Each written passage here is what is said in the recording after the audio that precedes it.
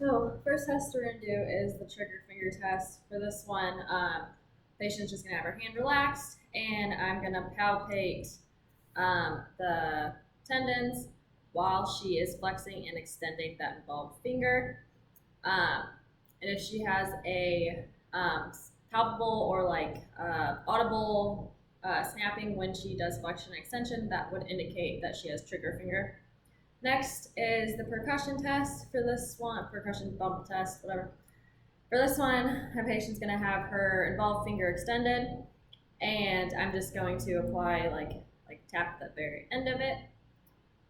And if she has any pain at the site of injury, that could indicate a fracture. Next test is Murphy's sign. For this one, I'm just gonna have her make a fist, and I'm going to look at the third metacarpal, and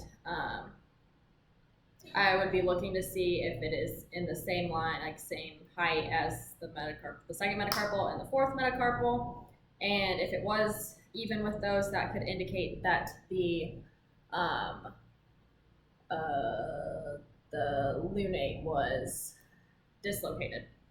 Next is the Watson's test or the scaphoid shift test. For this one, I'm going to hold my patient's distal forearm at the radio-ulnar joint, and then also hold the scaphoid in my other hand.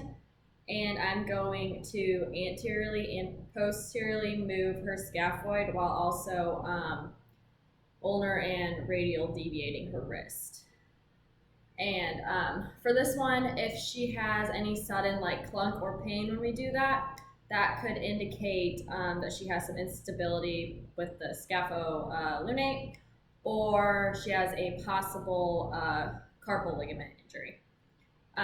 Next is the Allen test. For this one, my patient's going to be seated, and I'm just going to have her open and close her fist multiple times, and then she's going to close her fist, and I'm going to apply pressure at the radial and ulnar arteries, and then I'm going to have her open her hand, and I'm going to slowly release pressure from one of the arteries at like different times. And we're going to go ahead and repeat that on the same arm, but releasing the other artery first, and then we would also bilaterally compare. And so if she had any like delay or absence of the blood flushing back that in the radial or ulnar side of the hand, that could indicate that she has a partial or even a complete occlusion of one of either the radial or the ulnar arteries, depending on which side of the hand it was.